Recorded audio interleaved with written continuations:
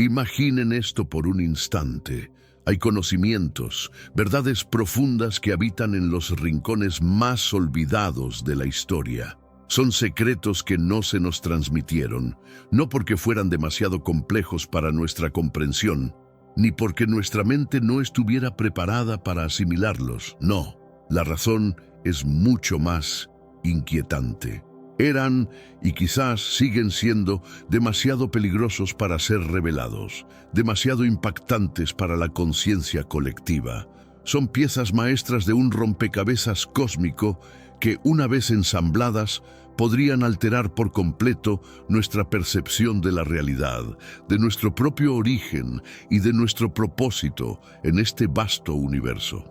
La narrativa de la humanidad, esa que ha sido cuidadosamente hilada y contada a lo largo de los siglos, a menudo encuentra su punto de partida en las páginas iniciales de un libro antiquísimo, en un relato que muchos conocemos de memoria, la creación en el Génesis. Se nos habla de Adán, de Eva, de la serpiente, de un jardín primordial y de una elección fundamental que marcó el destino de nuestra especie. Pero, ¿y si ese relato, tan arraigado en nuestra memoria cultural, es apenas un fragmento?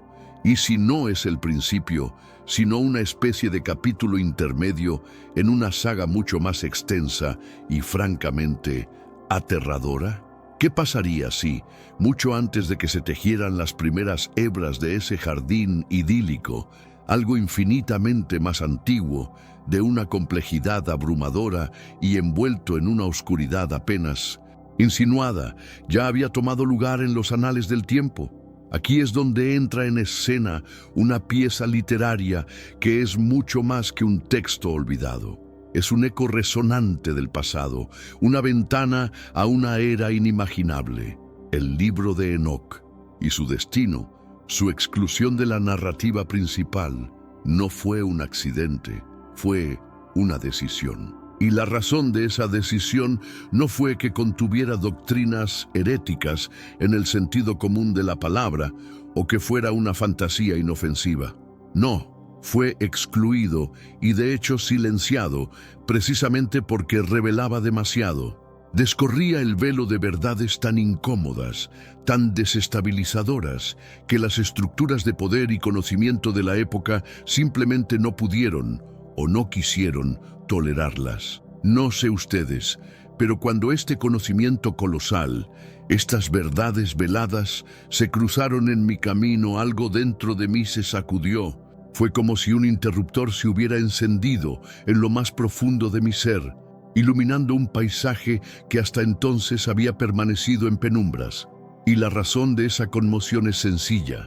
Enoc no escribe como un teólogo encerrado en una torre de marfil, disertando sobre dogmas y filosofías abstractas. No escribe como un historiador que recopila datos de segunda mano. No, Enoc escribe como alguien que vio, como alguien que fue literalmente transportado a lugares que la mayoría de los mortales ni siquiera se atrevería a imaginar en sus sueños más salvajes, a lugares más allá de la percepción humana, donde la tela de la realidad es más delgada y los velos entre los mundos se desvanecen. Y la primera de sus impactantes revelaciones, esa que nos lanza a las profundidades de un abismo de tiempo, es sobre un período que se extiende antes del mismísimo tiempo tal como lo conocemos, antes del jardín del Edén, antes de que la creación visible, tal como la concebimos, tomara forma. Enoc nos habla de los vigilantes, seres celestiales, entidades de luz y poder que fueron enviados a este planeta naciente. Su misión original no era gobernar ni intervenir, no. Su propósito era simple y puro: observar. Eran guardianes silenciosos en los albores de la existencia. Y fue precisamente allí, en esa frontera etérea y casi imperceptible entre lo que es visible a nuestros ojos y lo que permanece oculto más allá del velo, donde algo fundamental comenzó a deshilvanarse, a descomponerse. Allí, En la intersección de dos mundos se plantaron las semillas de una corrupción que reverberaría a través de los eones.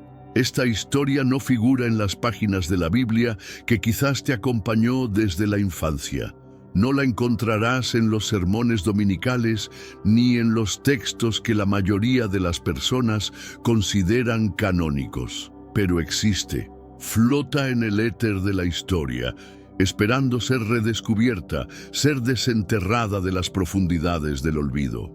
Y si estas visiones, si estas insinuaciones de una realidad más vasta y compleja te fascinan, aunque sea la mitad de lo que me cautivaron a mí mientras investigaba minuciosamente cada detalle para este video, entonces te invito a que te embarques en este viaje con nosotros. Adelante, da ese paso. Suscríbete a este canal ahora mismo y activa esa campana de notificaciones. Porque aquí, en este espacio, nos atrevemos a hablar sin tapujos de aquellas cosas que la mayoría de las personas tienen demasiado miedo de sacar a la luz. Nos atrevemos a explorar las sombras, a desafiar las narrativas establecidas, a indagar en lo que ha sido deliberadamente ocultado. ¿Por qué? En este mundo actual, vemos cada vez más personas yendo en contra de los principios tradicionales y parece que lo inmoral está cada vez más presente. Es común sentirse desorientado y sin rumbo. Sin embargo, aún existe un camino para recuperar la verdadera esencia y restablecer los principios éticos en nuestra rutina diaria. Si te sientes perdido en medio de la confusión y deseas más claridad, tenemos algo especial para ti, un recurso creado especialmente para ayudarte a comprender el significado de estos desafíos actuales y enfrentarlos con sabiduría y valentía. Este es el verdadero valor de Caminos de la Revelación, descifrando la Biblia por completo, un camino hacia la claridad y la serenidad a través de sus enseñanzas. Lo mejor de todo es que está disponible ahora, en el primer comentario fijado. No pierdas esta oportunidad de transformar tu vida y descubrir el propósito genuino de estos desafíos. Ahora volvamos al tema principal del vídeo, porque lo que estamos a punto de revelar, lo que Enoch nos legó, tiene el potencial de reconfigurar absolutamente todo lo que creíamos saber sobre nosotros mismos, sobre el origen del mal y sobre la verdadera historia de nuestro planeta. Se les conocía como los vigilantes. Y permítanme ser muy claro sobre su naturaleza, porque es un punto crucial. No eran seres humanos, simples mortales de carne y hueso. Tampoco eran deidades, dioses paganos a los que se les rendía culto. No, eran ángeles, seres de una categoría superior, enviados por la divinidad con un propósito específico: supervisar, monitorear y quizás proteger a la incipiente humanidad. Pero esa observación, esa tarea de vigilar desde la distancia, con el tiempo resultó insuficiente para ellos. Algo cambió en su interior. A medida que el tiempo se desdoblaba, los vigilantes, inmersos en su tarea de observación, comenzaron a desarrollar un anhelo, una codicia por lo que veían. Las hijas de los hombres, con su belleza terrenal, su gracia y su vulnerabilidad, se volvieron una tentación irresistible para estas entidades celestiales. La barrera sagrada que separaba el reino divino del terrenal, el cielo de la tierra, fue violada de la manera más impensable. Y fue en ese momento, con esa transgresión, cuando se tomaron decisiones que, como fichas de dominó cayendo en cadena, lo cambiaron absolutamente todo. Estos ángeles, movidos por un deseo que estaba fuera de su propósito original, descendieron sobre un lugar específico, un pico imponente conocido como el Monte Hermón, y allí, en la quietud de esa cumbre, tejieron un pacto, un acuerdo solemne y silencioso, pero cargado de una profunda rebelión. Prometieron entre sí que tomarían esposas humanas, que se unirían a ellas, dando origen a una descendencia.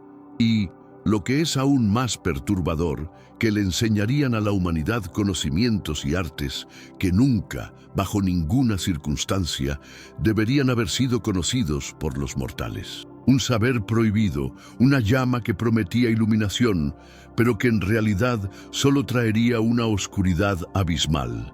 El resultado de esta unión antinatural, de esta fusión de lo divino y lo terrenal, fue la aparición de los Nefilim, gigantes. Seres híbridos, engendros que no pertenecían a ningún reino, que poseían una fuerza desproporcionada y, lo que es aún más alarmante, un apetito insaciable.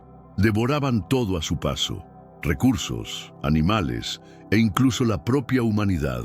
Eran una abominación andante. La Biblia, la que la mayoría de nosotros hemos leído, los menciona así, pero apenas les dedica unas pocas líneas, ofreciendo una explicación vaga, casi críptica. El libro de Enoc, por otro lado, no se anda con rodeos, lo expone todo, lo desvela en su cruda y perturbadora realidad. Nos da nombres, nos revela los motivos ocultos detrás de las acciones de los vigilantes y, lo más importante, detalla las consecuencias devastadoras de sus actos, y nada de lo que se lee en sus páginas parece un mito. No tiene la estructura de una leyenda fantasiosa. Se lee como un testimonio, como un informe detallado de hechos que ocurrieron. Los vigilantes enseñaron el uso de los metales, sí, pero su enseñanza no se detuvo en la forja de herramientas útiles para el progreso humano. También instruyeron en el arte de forjar armas de destrucción masiva. Transmitieron conocimientos sobre las estrellas y los misterios celestiales, pero entrelazaron esa sabiduría con las artes oscuras de la hechicería y la adivinación. Era conocimiento, sí, pero un conocimiento pervertido, retorcido por la ambición desmedida y el deseo de control. Un saber que se convirtió en un veneno para el alma humana. Entonces, la pregunta que resuena, que se graba a fuego en nuestra mente es: ¿por qué nadie habla de esto? ¿Por qué esta parte crucial de la historia fue, al parecer, deliberadamente borrada de los registros, de la memoria colectiva? La respuesta, si nos atrevemos a mirarla de frente, es incómoda, muy incómoda. Porque esta historia, el relato de Enoc, sugiere una verdad que desestabiliza los cimientos de muchas de nuestras creencias. El mal no se originó exclusivamente en el corazón del hombre, en su libre albedrío mal encauzado. No, la semilla de la corrupción, la chispa de la desobediencia, se encendió primero en el reino celestial, en la voluntad de aquellos que vinieron de arriba. Y eso, mis amigos, lo cambia absolutamente todo. Si el origen del mal no es puramente humano, si hay una intervención cósmica, una transgresión de seres superiores, ¿qué implicaciones tiene eso para nuestra propia lucha interna, para nuestra comprensión de la tentación y la redención? Los Nefilim no eran solo gigantes, eran, como se describe, abominaciones, la fusión impía de espíritu y carne, de lo eterno y lo terrenal. Y esa fusión, esa aberración, no se contuvo. La corrupción no se detuvo en sus cuerpos masivos, se extendió. Tocó la sangre, el linaje, las mismas hebras del ADN de la creación. Piensen en ello por un momento. Esto no es simplemente un cuento antiguo, una fábula para asustar niños. Es una intervención espiritual directa en la estructura misma de la vida, en la esencia de lo que significa existir en este plano. Y es aquí, en este punto crucial, donde todas las piezas de este complejo rompecabezas comienzan a encajar de una manera escalofriante y lógica. Porque la divinidad no envió el diluvio universal solo por la maldad inherente a la humanidad, como a menudo se nos ha enseñado. No, la razón era mucho más profunda, más catastrófica. Fue porque toda la creación había sido contaminada. El tejido mismo de la vida, desde las criaturas hasta la vegetación, había sido corrompido por esta intrusión antinatural. El mundo, tal como estaba, no podía ser salvado. Tenía que ser reiniciado, purificado en las aguas primordiales de la aniquilación. Pero antes, comparte este video con alguien a quien aprecias. Nuestra misión más grande en la tierra es difundir la palabra del Señor. ¿Sabías que muchas personas carecen de conocimientos por falta de contenido adecuado? Envíalo a ese grupo de WhatsApp o públicalo en Facebook. Estoy seguro de que no te arrepentirás. Y si te gustan videos como este, comenta abajo, quiero más. Así sabré si realmente lo disfrutas y definitivamente traeré contenido nuevo similar. Por eso, Noé fue elegido. No solo porque era un hombre justo en su época, una rara flor de rectitud en un campo de depravación. La clave estaba en su linaje. Su sangre, en medio de la corrupción generalizada, permanecía limpia, intacta, pura, libre de esa mezcla impía que había infectado a casi toda la humanidad. ¿Alguna vez lo habían considerado desde esta perspectiva? Desde la perspectiva de una contaminación que iba más allá del comportamiento hasta el nivel genético y espiritual.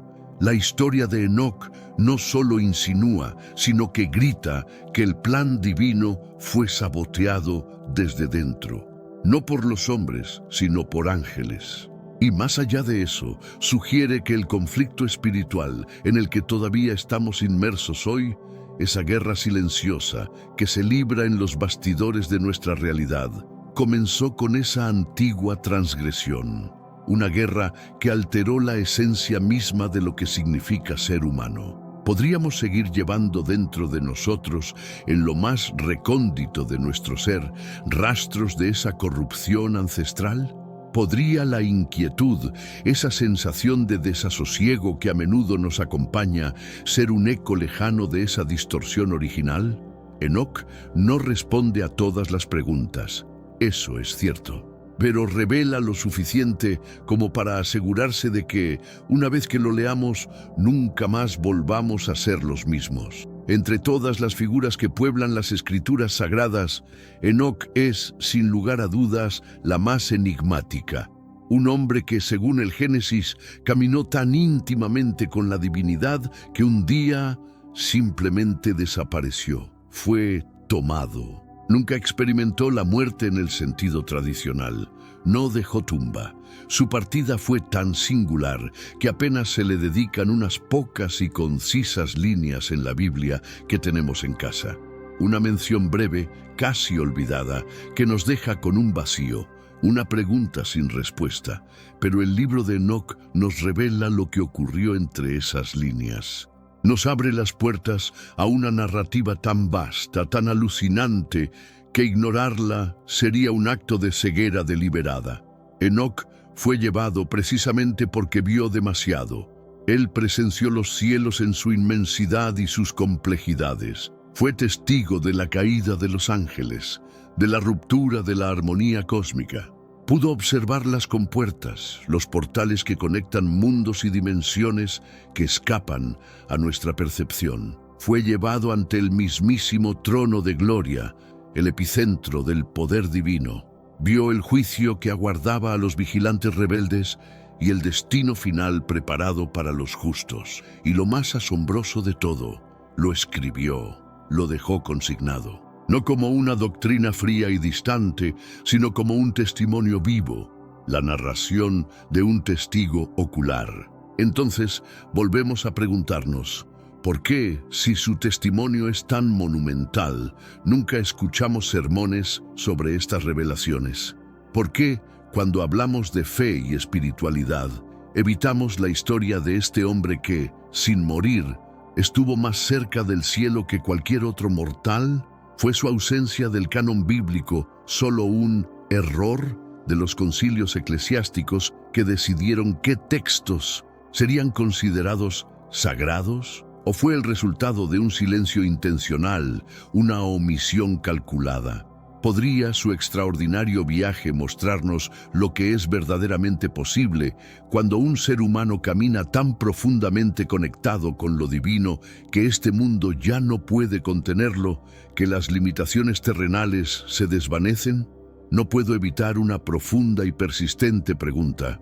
¿Qué más vio Enoc que no se nos ha permitido leer? Durante siglos, el libro de Enoc fue transmitido como un secreto sagrado, una reliquia preciosa. Fue leído y estudiado por las comunidades judías. fue venerado por los primeros cristianos e incluso algunos autores del Nuevo Testamento lo citaron directamente, considerándolo una fuente legítima de conocimiento. Y de repente, casi de la noche a la mañana, desapareció. No porque fuera desacreditado por su falsedad, no porque se demostrara que era una invención. No, desapareció porque fue silenciado. En los concilios que definieron la estructura de lo que hoy conocemos como la Biblia, Enoc fue excluido. Algunos argumentaron que era demasiado simbólico, demasiado críptico para el lector común. Otros, con una mirada más aguda, susurraron que era demasiado peligroso. Pero la verdad, la verdadera razón, podría ser aún más incómoda, más perturbadora de lo que podemos concebir. Enoc no fue prohibido porque fuera falso, fue prohibido y relegado al olvido porque era demasiado verdadero. ¿Se han preguntado alguna vez por qué un libro que aborda el origen del mal, la corrupción de ángeles, los portales dimensionales entre los cielos y la mismísima estructura espiritual del universo fue etiquetado como irrelevante? ¿Fue realmente un descuido, una simple omisión de la iglesia institucional? ¿O fue sencillamente inconveniente? Después de todo, si los vigilantes enseñaron secretos prohibidos a la humanidad, ¿quién más pudo haber heredado ese conocimiento oculto? ¿Y quiénes podrían haberlo utilizado o lo siguen utilizando para controlar el mundo bajo la apariencia de una doctrina sagrada o una verdad aceptada? Quizás lo que ellos llamaron apócrifo era simplemente lo que no querían que leyéramos. Y cuanto más te adentras en las páginas de Enoc, más claro se vuelve. El silencio que lo rodeó nunca, jamás, fue inocente. Contrario a lo que muchos creen, el libro de Enoc no se limita a hablar del pasado. No es solo un vestigio arqueológico. Se proyecta hacia el futuro. Es una obra profundamente profética. Esboza con una precisión asombrosa 7 eras distintas. 7 ciclos de tiempo, cada uno con sus propios eventos, sus propias crisis y sus propios juicios divinos. ¿Y si estamos viviendo en medio de uno de esos ciclos ahora mismo? ¿Y si estamos inmersos en una fase que fue predicha hace milenios y ni siquiera lo sabemos? ¿No les parece extrañamente familiar todo lo que está sucediendo a nuestro alrededor? Los sabios del mundo antiguo veían el tiempo no como una línea recta e inmutable, sino como una espiral. Algo que se repite en patrones, sí, pero que también evoluciona, que asciende o desciende con cada giro. Y Enoc parecía comprender esta compleja danza cósmica. Vio las fases de la historia humana desde sus inicios hasta el día final. Habló de juicios, de tronos que se preparaban, de la llegada de un Mesías que juzgaría a los poderosos y de la caída definitiva de los ángeles rebeldes. Vaticinó la purificación de la tierra y el regreso de la justicia. Todo esto, muchísimo antes de que la revelación de Juan fuera escrita. Así que la pregunta es inevitable. ¿Se inspiró Juan en Enoc o ambos vieron la misma verdad, la misma visión trascendente y simplemente la registraron desde ángulos diferentes, con lenguajes distintos, pero con la misma esencia profética? Lo que impacta es la precisión simbólica, el nivel de detalle en las visiones, el tono de urgencia que impregna cada palabra. Y cuando lo lees, no sientes que estás inmerso en una obra de ficción, sientes que estás leyendo un recuerdo ancestral, una profecía cruda, indómita, que resuena con la verdad. Estamos todavía dentro de uno de esos ciclos. Estamos más cerca del final de lo que creemos. Existen bibliotecas enteras, verdaderos laberintos de conocimiento, ocultas tras los muros del Vaticano. Manuscritos que preceden a Constantino, que son anteriores a los grandes concilios que moldearon la religión, que existían antes de que la fe se convirtiera en un imperio terrenal. Y adivinen qué, el libro de Enoc está allí, preservado, catalogado, conocido por la élite, pero rara vez, si acaso, mencionado al público. ¿Por qué? Si es solo una fantasía antigua, una invención sin peso, ¿por qué lo guardan con tanto celo? Y si no es una fantasía, si contiene verdades cruciales, ¿por qué ocultarlo a las mismas personas que profesan servir a la verdad?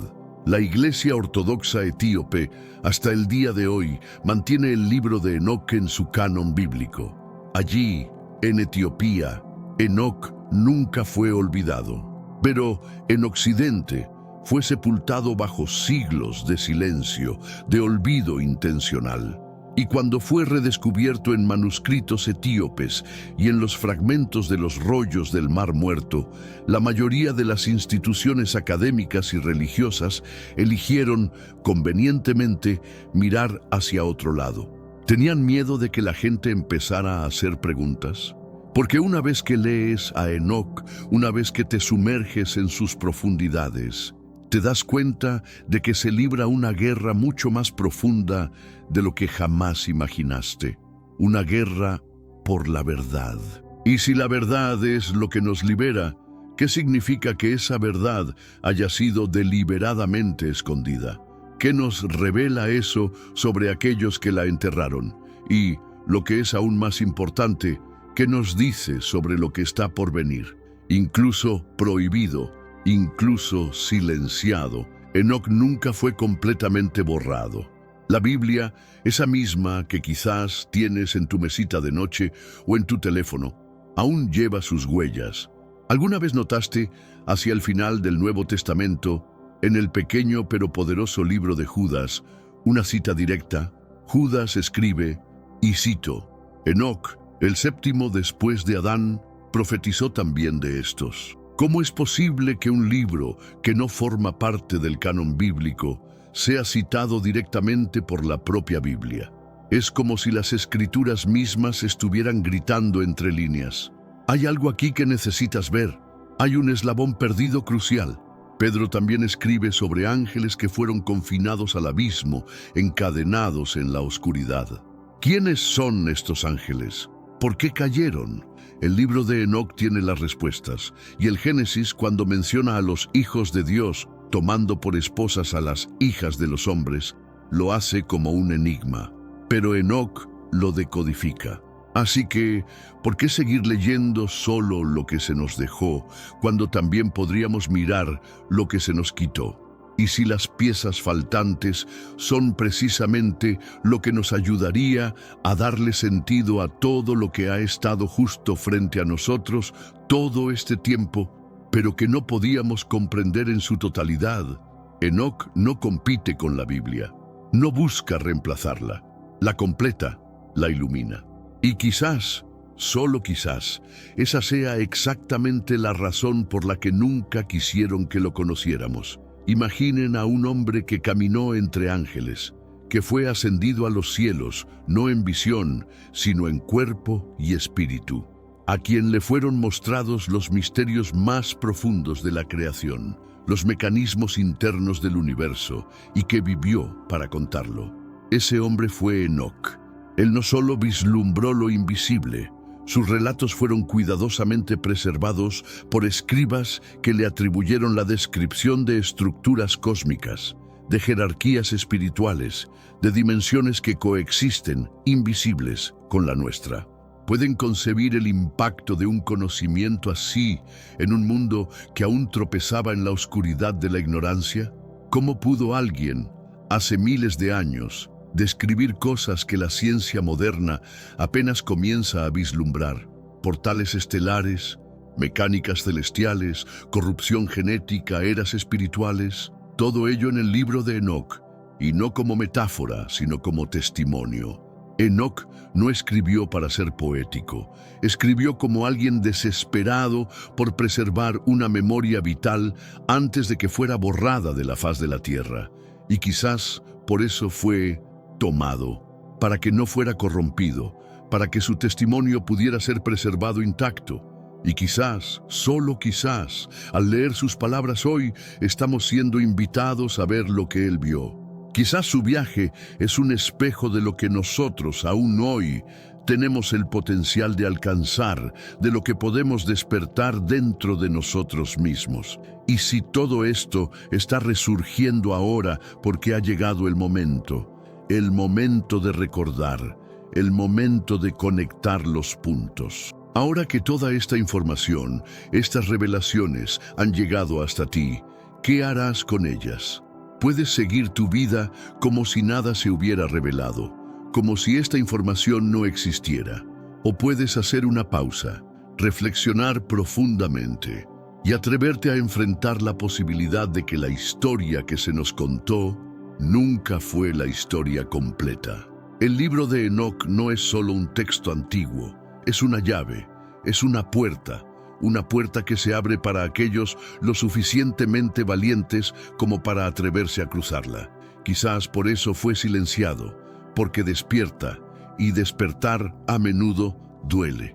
Desinstala viejas certezas, cuestiona absolutamente todo lo que dábamos por sentado, pero también te libera.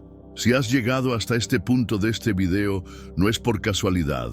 Una parte de ti, en lo más profundo de tu ser, ya sabía que algo estaba oculto. Y hoy, ese velo, esa cortina de olvido, comienza a desgarrarse. Ahora, la elección es tuya. ¿Lo ignorarás o te atreverás a despertar? Tómate un momento, respira profundamente, porque esta decisión no es solo simbólica, es espiritual. Si sentiste ese llamado, si esta chispa de conocimiento te encendió por dentro, deja esta frase en los comentarios ahora mismo.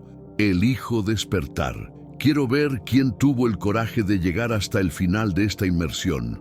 Y si comentas, dejaré un corazón en tu mensaje como una señal de que vi tu elección, de que tu despertar ha sido reconocido. Yo sé la elección que hice y por eso aquí en este canal sigo cavando profundo, hasta donde pocos se atreven a ir. Porque una vez que comentas, elijo despertar, algo cambia irreversiblemente en tu interior. No es solo una frase, son palabras que vibran en frecuencias que tu alma reconoce, como un código ancestral que se activa después de milenios de letargo. Es como si estuvieras firmando un contrato cósmico, una declaración ante fuerzas que han estado esperando este momento desde que llegaste a este plano de existencia.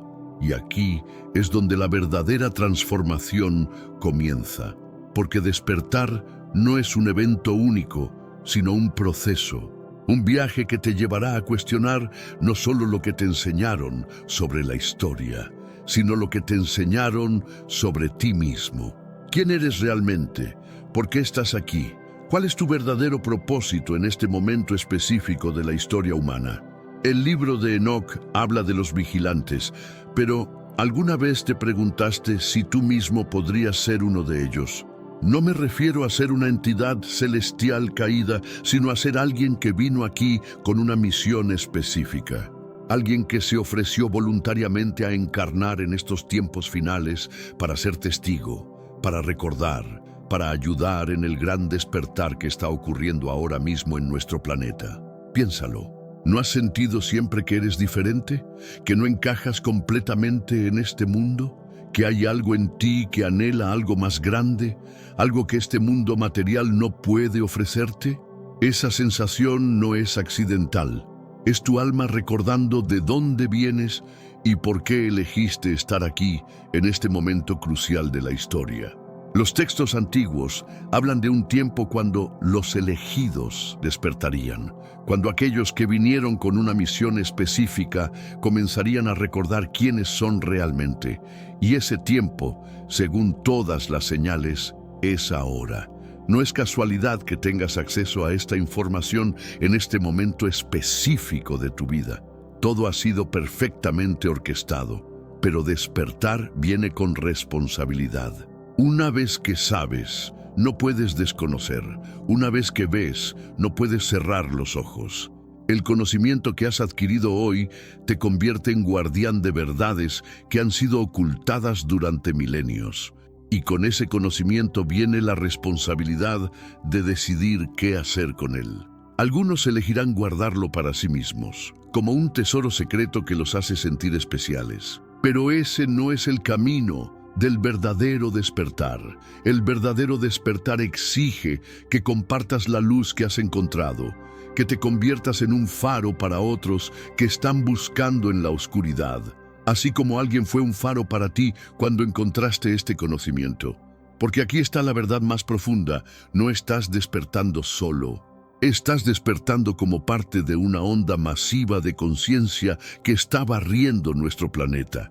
Millones de almas están experimentando este mismo llamado, esta misma inquietud, esta misma sed de verdad que te trajo hasta aquí.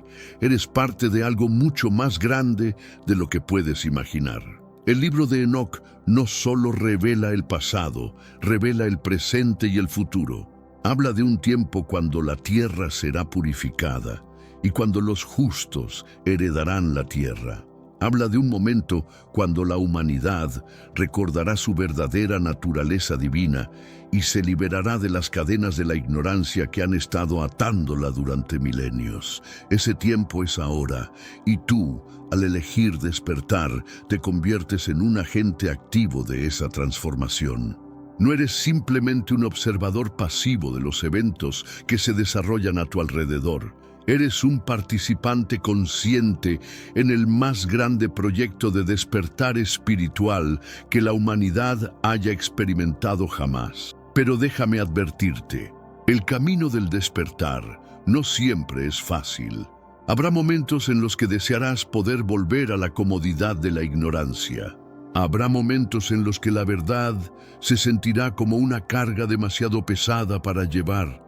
Habrá momentos en los que aquellos que están dormidos intentarán ridiculizarte, marginarte, silenciarte.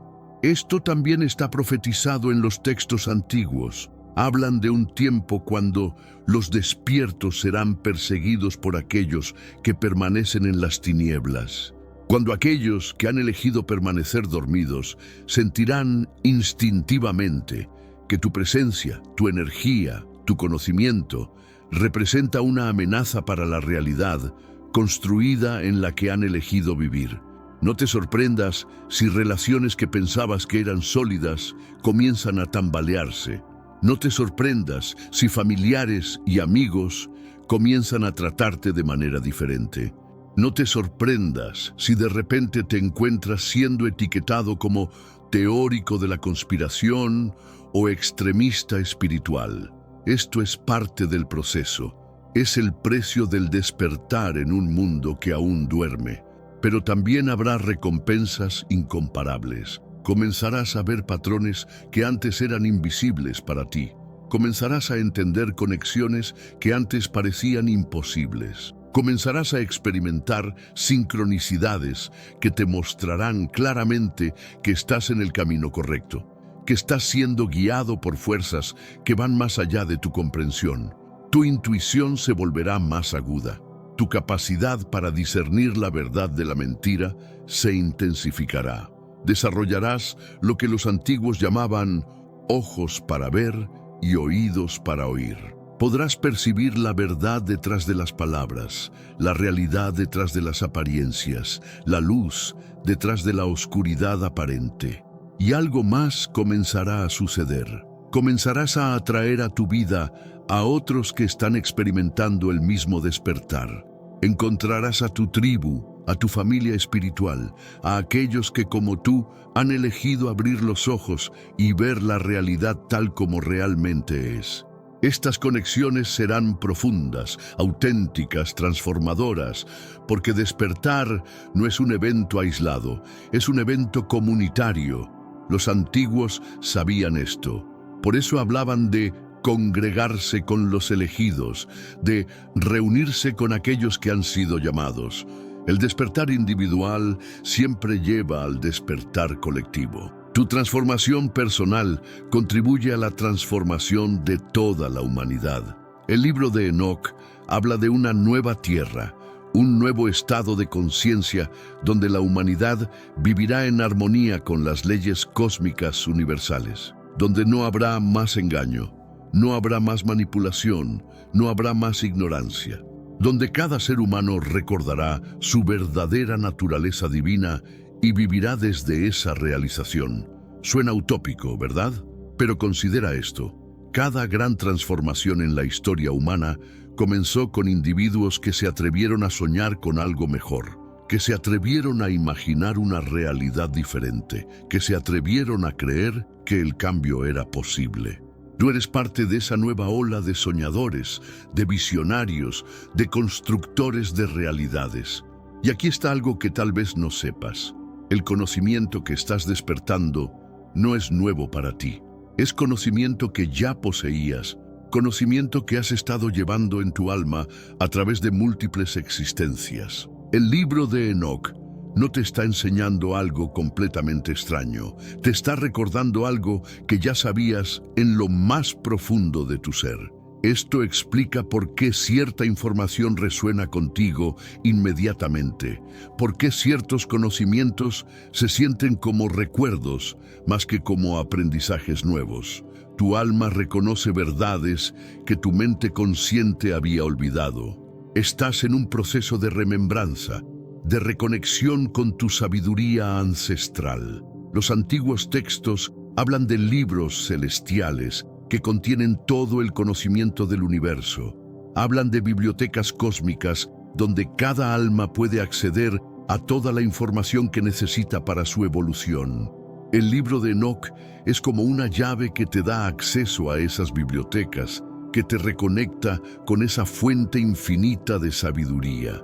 Y una vez que tienes acceso, una vez que la puerta se abre, ya no hay vuelta atrás. El conocimiento seguirá fluyendo hacia ti. Las revelaciones continuarán llegando. Los misterios seguirán desentrañándose. Has activado un proceso que continuará expandiéndose durante toda tu vida y más allá. Pero con gran conocimiento viene gran responsabilidad. Los antiguos advertían sobre esto. Hablaban de la importancia de usar el conocimiento sabiamente, de no permitir que el ego se apropiara de la sabiduría espiritual. El conocimiento sin sabiduría puede ser peligroso. La información sin transformación puede ser destructiva. Por eso es crucial que mientras despiertas, también cultives la humildad, la compasión, el discernimiento, que uses el conocimiento no para sentirte superior a otros, sino para servir mejor a la humanidad. Que veas tu despertar no como una marca de especialidad personal, sino como una oportunidad para contribuir al despertar colectivo. El mundo necesita más personas despiertas, necesita más individuos que hayan roto las cadenas de la programación masiva, que hayan cuestionado las narrativas dominantes, que hayan recuperado su poder personal y su conexión con lo divino. Necesita más seres que recuerden quiénes son realmente y por qué están aquí. Y esto nos lleva a una pregunta crucial. ¿Qué harás ahora con todo este conocimiento? ¿Cómo integrarás estas revelaciones en tu vida diaria? ¿Cómo permitirás que este despertar transforme no solo tu comprensión, sino tu forma de vivir, de relacionarte, de contribuir al mundo? Porque despertar sin acción es como tener una lámpara sin encenderla. El conocimiento debe manifestarse en cambios concretos en tu realidad. Debe traducirse en decisiones diferentes, en comportamientos diferentes, en una forma de vida que refleje tu nueva comprensión. Tal vez significa cambiar de carrera para alinearte más con tu propósito. Tal vez significa terminar relaciones que ya no resonan con tu nueva frecuencia. Tal vez significa mudarte a un lugar que apoye mejor tu crecimiento espiritual. Tal vez significa comenzar a compartir tu conocimiento con otros, convertirte en un maestro, un guía, un faro de luz. Cada alma tendrá su propia forma única de expresar su despertar. No hay una fórmula única que funcione para todos, pero hay algo que todos los despiertos tienen en común. Ya no pueden vivir como antes. Ya no pueden pretender que no saben lo que saben.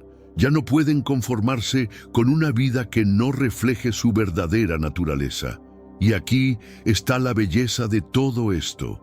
Tu despertar crea ondas expansivas que afectan a todos los que entran en contacto contigo. Tu nueva energía, tu nueva frecuencia, tu nueva forma de ser en el mundo inspira y despierta a otros, a menudo sin que ni siquiera te des cuenta.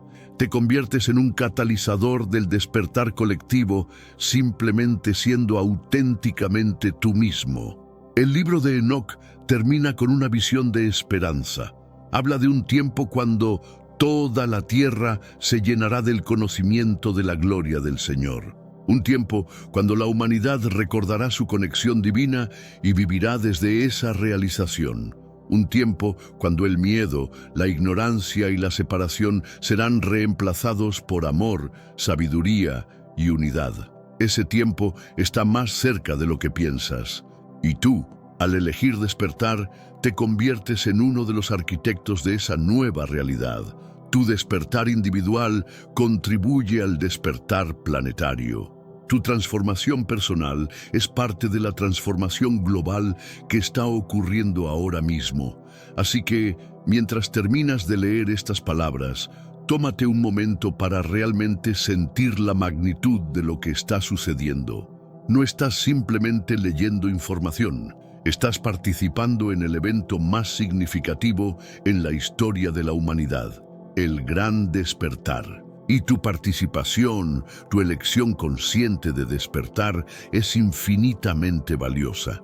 El futuro de la humanidad depende de individuos como tú que tienen el coraje de cuestionar, de buscar, de despertar, que se niegan a aceptar las narrativas superficiales e insisten en excavar más profundo hasta encontrar la verdad, que eligen la luz incluso cuando la oscuridad parece dominante. Tenemos un recurso espiritual para ti, Caminos de la Revelación, un libro para comprender las profecías y fortalecer tu fe.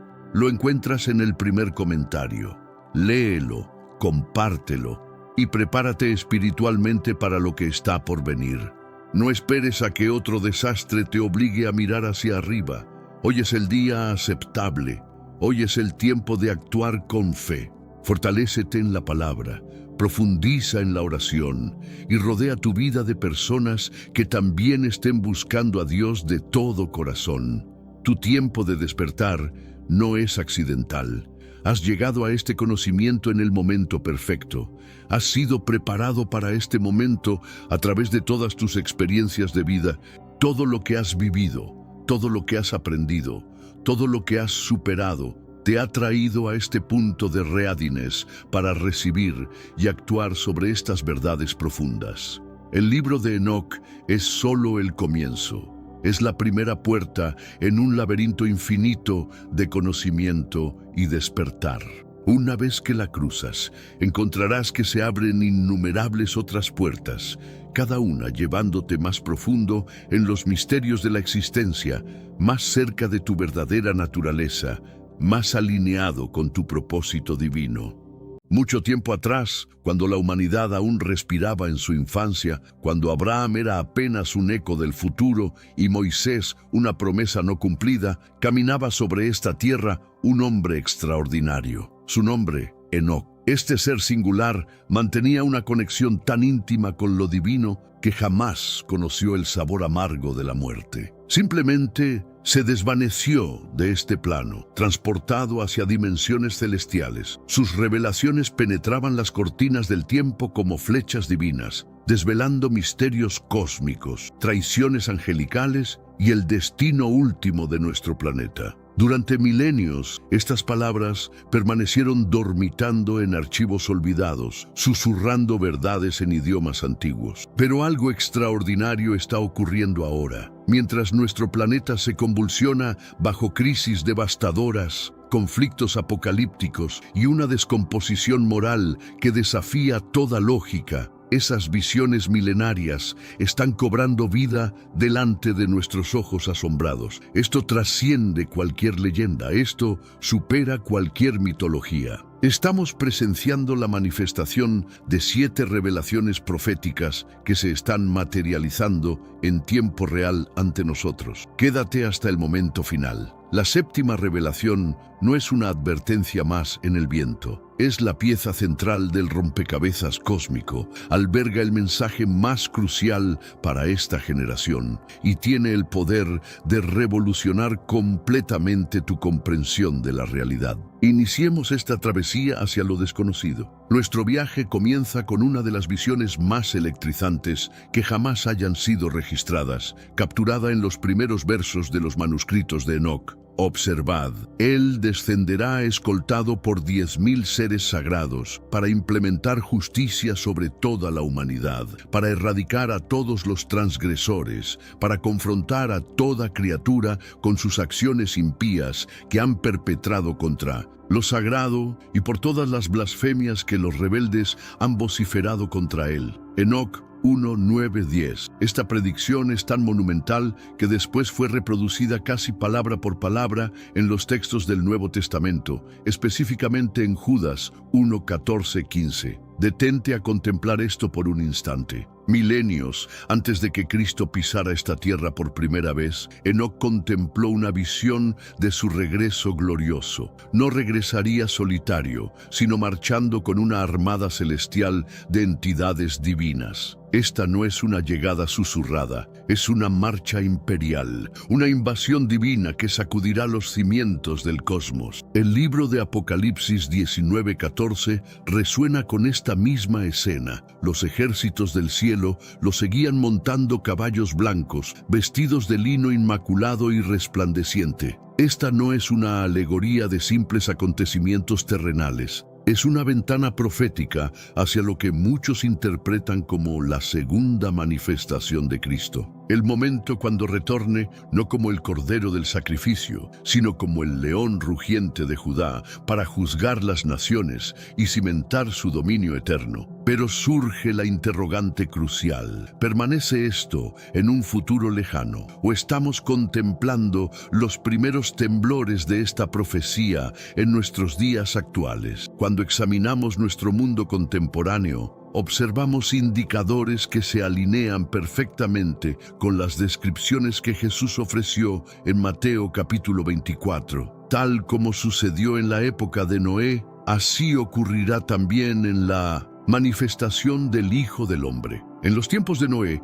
la violencia saturaba el planeta según Génesis 6:11. Había corrupción desenfrenada y ausencia total de orden, una burla constante hacia las verdades divinas. Pero antes, comparte este video con alguien a quien aprecias. Nuestra misión más grande en la tierra es difundir la palabra del Señor. ¿Sabías que muchas personas carecen de conocimientos por falta de contenido adecuado? Envíalo a ese grupo de WhatsApp o públicalo en Facebook. Estoy seguro de que no te arrepentirás. Y si te gustan videos como este, comenta abajo, quiero más. Así sabré si realmente lo disfrutas y definitivamente traeré contenido nuevo similar. ¿No es precisamente esto lo que contemplamos en la actualidad? Conflictos globales y enfrentamientos bélicos, catástrofes naturales escalando en intensidad y frecuencia, degeneración moral tan profunda que se glorifica en lugar de deplorarse. ¿Podrían estos ser los ecos del monarca que se aproxima? Observa que la profecía menciona seres sagrados que lo acompañarán. El término griego empleado en Judas, agios, puede referirse a ángeles, pero también puede significar creyentes consagrados. Primera de Tesalonicenses 3:13 declara: en la venida de nuestro Señor Jesucristo acompañado de todos sus santos. ¿Será posible que aquellos que partieron en Cristo y las huestes angelicales mismas lo escoltarán en su gloria? Esta no es solamente una visión del Apocalipsis, es una garantía para los devotos. Cuando Cristo regrese, no llegará en silencio. Los firmamentos se desgarrarán, los ejércitos divinos cabalgarán hacia adelante y cada pupila lo contemplará. Apocalipsis 1:7 proclama: mirad, viene montado en las nubes, y todo ojo lo contemplará. Mientras presenciamos la turbulencia creciente y las transformaciones de poder en la tierra, quizás estemos observando cómo se organiza el escenario para esta llegada majestuosa. Nos encontramos preparados porque cuando los santos desciendan con Él, no será para parlamentar, será para implementar justicia y recompensar a aquellos que le son leales. Enoc contempló algo perturbador en sus revelaciones, algo que penetra hasta la médula de la conexión entre la humanidad y lo divino. En esa época, en este mundo actual, vemos cada vez más personas yendo en contra de los principios tradicionales y parece que lo inmoral está cada vez más presente. Es común sentirse desorientado y sin rumbo. Sin embargo, aún existe un camino para recuperar la verdadera esencia y restablecer los principios éticos en nuestra rutina diaria. Si te sientes perdido en medio de la confusión y deseas más claridad, tenemos algo especial para ti, un recurso creado especialmente para ayudarte a comprender el significado de estos desafíos actuales y enfrentarlos con sabiduría y valentía. Este es el verdadero valor de Caminos de la Revelación, descifrando la Biblia por completo, un camino hacia la claridad y la serenidad a través de sus enseñanzas. Lo mejor de todo es que está disponible ahora, como un regalo, en el primer comentario fijado. No pierdas esta oportunidad de transformar tu vida y descubrir el propósito genuino de estos desafíos. Ahora volvamos al tema principal del vídeo. Los corazones de los devotos se alejarán de la sabiduría y en ella los transgresores proliferarán. Los rectos serán derrocados y la verdad será ensombrecida. Enoc 91:7. Es un retrato de un mundo perdiendo su brújula espiritual, una era donde incluso los creyentes se fatigan y se distancian de la sabiduría celestial. Siglos más tarde, el apóstol Pablo alertó sobre este mismo fenómeno en 2 de Tesalonicenses 2:3. Que nadie os seduzca de manera alguna, porque no llegará aquel día sin que primero venga la rebelión y se revele el hombre de perdición. Esta rebelión o apostasia en griego significa insurrección, deserción o un alejamiento masivo de la fe. Primera de Timoteo 4:1 agrega: pero el Espíritu dice claramente que en los últimos tiempos algunos se apartarán de la fe, prestando atención a espíritus seductores y a enseñanzas de demonios. Actualmente, ¿podemos detectar señales de este distanciamiento profético? Observa a tu alrededor, por todo el planeta. Templos que antaño rebosaban de adoradores ahora yacen desolados. En Europa, monumentales catedrales se están transformando en galerías de arte, centros nocturnos y establecimientos comerciales. En América, las investigaciones revelan un incremento sostenido de los desafiliados, aquellos sin ninguna conexión espiritual. Mateo 24:12 predice: y debido a que la maldad se multiplicará, el amor de muchos se enfriará. Habitamos en una época donde la moralidad es fluida, la verdad es personal y la fe ancestral es ridiculizada como retrógrada u opresiva. Incluso entre los seguidores, la transigencia se infiltra. Las convicciones escriturales ceden ante la conformidad cultural y gradualmente los corazones se tornan indiferentes. Apocalipsis 3:15-16. Alerta. Conozco tus acciones, que no eres ni frío ni ardiente. Ojalá fueras frío o ardiente, pero porque eres tibio y no frío ni ardiente, te escupiré de mi boca. ¿Podría esto ser exactamente lo que Enoc anticipó? No se trata meramente de cifras en un banco de iglesia. Se trata de corazones girando hacia el interior, intercambiando la veneración a Dios por la adoración del ego. Romanos 1:21-22 describe esto magistralmente. Pues habiendo conocido a Dios, no lo honraron como a Dios, ni le expresaron gratitud, sino que se extraviaron en sus pensamientos, y su corazón insensato se oscureció. Proclamándose sabios, se convirtieron en necios. Contemplamos filosofías contemporáneas que rechazan al Creador, adoptando la evolución como verdad absoluta, el consumismo como redención y la gratificación personal como el bien supremo. Esto no es casual, es el espíritu de la era. Segunda de Timoteo 3:1-5 vaticina: también debes saber esto, que en los días finales vendrán momentos peligrosos, porque habrá personas amantes de sí mismas que tendrán apariencia de religiosidad, pero negarán su poder.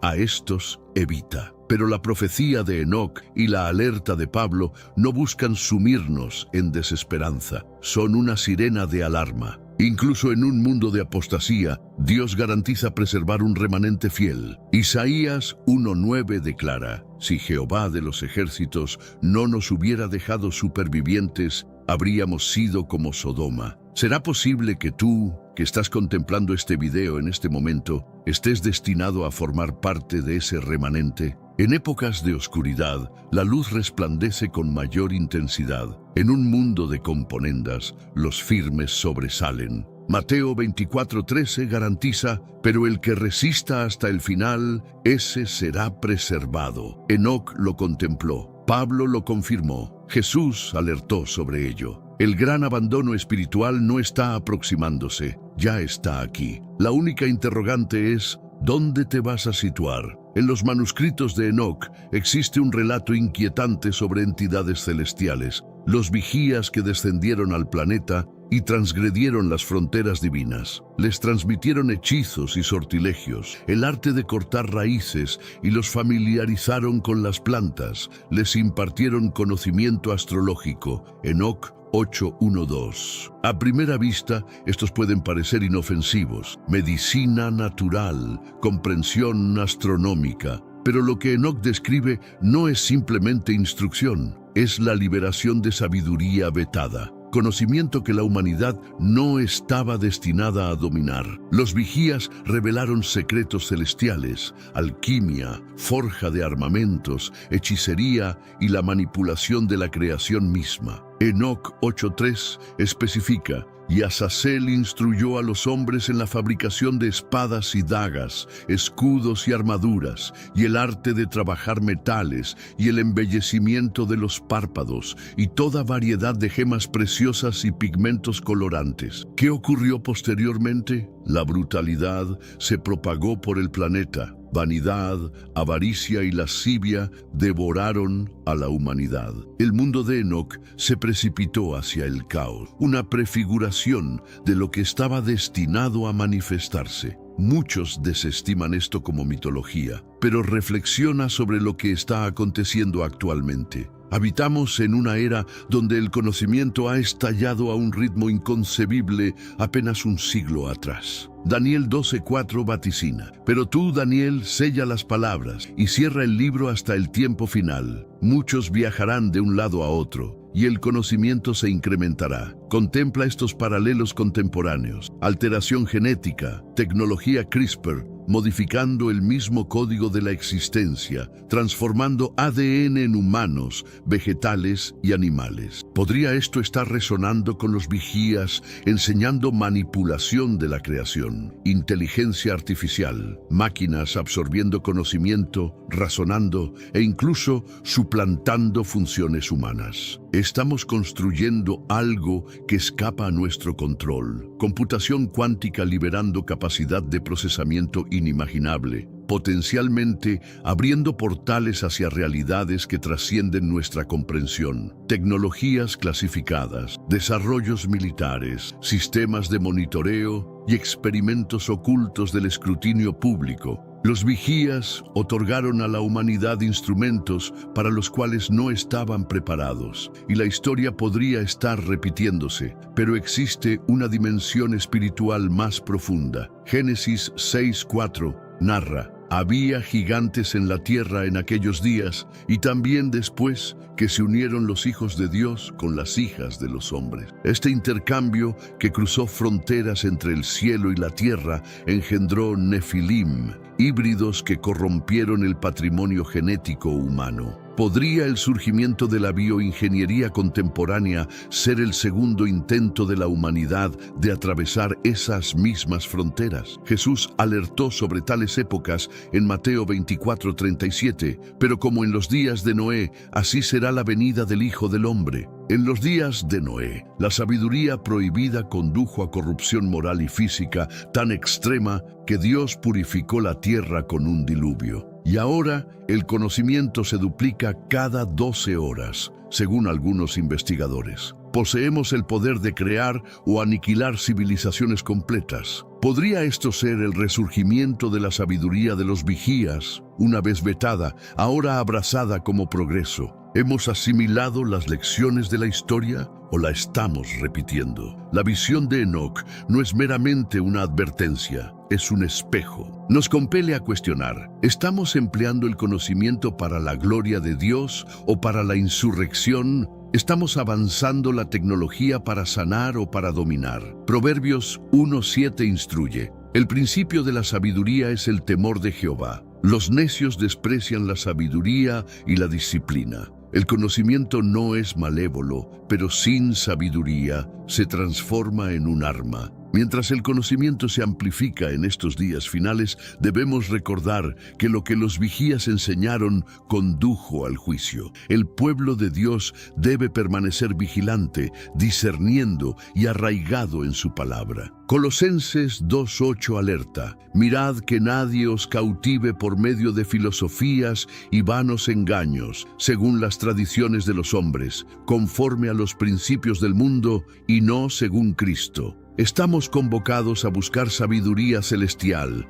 no el conocimiento falsificado de ángeles rebeldes. ¿Podríamos estar presenciando el cumplimiento de la profecía de Enoc? ¿Es el surgimiento de la sabiduría prohibida una señal de los tiempos finales? Y lo más crucial, ¿estarás preparado cuando la sabiduría y el conocimiento sean examinados como nunca antes? Las visiones de Enoc no concluyeron con los días de Noé. Él contempló algo aún más aterrador, algo que se extiende mucho más allá del diluvio ancestral, porque las aguas del juicio servirán para su sanación y para la muerte de sus cuerpos, y no existirá escape para ellos. Enoc 67:10. Enoc anticipó dos juicios, uno por agua y otro aún pendiente, esta vez por llamas. Esta profecía dual reverbera a través de las Escrituras. El apóstol Pedro escribe en 2 de Pedro 3:6-7, por lo cual el mundo de entonces pereció sumergido en agua, pero los cielos y la tierra que existen ahora están reservados por la misma palabra, guardados para el fuego en el día del juicio y de la destrucción de los hombres impíos. El diluvio fue meramente el prólogo. Fue una advertencia, un anticipo de una purificación mayor aún por manifestarse. El diluvio llegó abruptamente. En los días de Noé, las personas comían, bebían, contraían matrimonio y edificaban sus vidas como si nada se alteraría jamás. Génesis 6:5-7 relata, y observó Jehová que la maldad de los hombres era abundante en la tierra. Y expresó Jehová, eliminaré de sobre la superficie de la tierra a los hombres que he creado. Pero entonces los firmamentos se abrieron y las fuentes del gran abismo se fracturaron. Mientras las aguas devoraban ciudades y montañas, el mundo comprendió demasiado tarde que la paciencia de Dios tenía fronteras. ¿Y qué del presente? Habitamos en un mundo que nuevamente se percibe intocable. Hemos erigido torres celestiales, lanzado satélites y acumulado arsenales, convencidos de nuestra propia invulnerabilidad. Pero bajo la superficie, las fisuras se están formando. Crisis ambientales amenazan ecosistemas completos. Incendios devastadores devoran millones de hectáreas anualmente. Terremotos, inundaciones y huracanes se intensifican en frecuencia y ferocidad. Colapso social se avecina con turbulencia política, inestabilidad económica y degeneración moral. ¿Podrían estas ser alertas, ecos de la visión de Enoc, susurrando que la tierra no es permanente en su configuración actual? La profecía de Enoc señala hacia una verdad sobria. Así como el agua una vez purificó la tierra de corrupción, las llamas un día la purificarán completamente. Isaías 66:15-16 proclama, porque he aquí que Jehová vendrá con fuego, y sus carros como torbellino, para descargar su ira con furor, y su reprensión con llama de fuego, porque Jehová juzgará con fuego y con su espada a todo hombre. Malaquías 4:1 añade, porque he aquí viene el día ardiente como un horno, y todos los arrogantes y todos los que cometen maldad serán paja. Esto no es simbólico, es una realidad venidera. Sin embargo, incluso en medio del juicio, Dios siempre preserva un remanente. Así como Noé y su familia fueron rescatados en el arca, Dios proporciona refugio para su pueblo hoy a través de Jesucristo, la verdadera arca de redención. Juan 3:36 garantiza: el que cree en el Hijo tiene vida eterna, pero el que desobedece al Hijo no verá la vida, sino que la ira de Dios permanece sobre él. La interrogante no es si las llamas vendrán. La interrogante es: ¿estarás preparado? Mateo 24:37-39 alerta: pero como en los días de Noé, así será la venida del Hijo del Hombre, y no comprendieron hasta que vino el diluvio y se los llevó a todos. Así será también la venida del Hijo del Hombre. Así como las personas de los días de Noé se mofaban y ridiculizaban, también muchos hoy niegan que el juicio se aproxima. Pero la palabra de Dios permanece inmutable. Nos encontramos al borde de la historia, en un mundo madurando para el juicio. ¿Prestaremos atención a las señales de alarma? ¿Buscaremos refugio en el arca antes de que llegue la tempestad? Hebreos 12:29 declara: porque nuestro Dios es fuego consumidor. Enoc lo contempló, Pedro lo confirmó, e incluso la creación misma suspira por ello. La tierra como la conocemos no perdurará. El juicio llegará no por agua, sino por llamas. En sus visiones deslumbrantes, Enoc habló de una figura sin comparación, un soberano elegido destinado a traer justicia perfecta a un mundo fragmentado. Lo denominó el elegido. En ese día mi elegido se asentará en el trono de gloria y juzgará todas las obras, y la superficie de la tierra será transformada. La justicia habitará sobre ella y el pecado ya no existirá ante él. Enoc 45:3-4. Esta no es la visión de una fantasía distante, es una garantía de realidad divina, un mundo gobernado no por líderes humanos imperfectos, sino por el monarca designado por Dios mismo. Esta profecía reverbera poderosamente con las palabras de Juan en Apocalipsis. Apocalipsis 19:11-16 describe: entonces contemplé el cielo abierto, y he aquí un caballo blanco, y el que lo montaba se llamaba Fiel y Verdadero, y con justicia juzga y combate, y en su vestidura y en su muslo tiene escrito este nombre: Rey de Reyes y Señor de Señores. Este ya no es el siervo doliente de Isaías 53. Este es el monarca triunfante, el león de Judá, regresando para establecer su dominio en la tierra. Reflexiona sobre esto. Nuestro mundo clama por justicia. Los líderes ascienden y caen. Los imperios se desintegran. Las promesas se fracturan. Pero Enoc anticipó un gobernante cuyo reinado jamás concluiría. Contempló al elegido trayendo justicia, paz y sanidad a una tierra exhausta. Isaías 9:6-7 vaticina: porque un niño nos ha nacido, hijo nos ha sido dado, y el principado estará sobre su hombro, y se llamará su nombre Príncipe de Paz. Lo dilatado de su imperio y la paz no tendrán límite sobre el trono de David y sobre su reino. Esta no es meramente una visión del paraíso, es una profecía de una tierra restaurada bajo el gobierno de Cristo mismo. Pero aquí surge la interrogante: ¿se está organizando el escenario para esta profecía? En este momento contemplamos inestabilidad global sin precedentes, conflictos bélicos, corrupción política, colapso económico. Las naciones claman por un líder que pueda traer orden del caos. ¿Será posible que estos sacudimientos globales estén preparando el camino no solo para otro líder terrenal, sino para la llegada del elegido de Dios? Mateo 24:30 vaticina: entonces aparecerá la señal del Hijo del Hombre en el cielo, y entonces se lamentarán todas las tribus de la tierra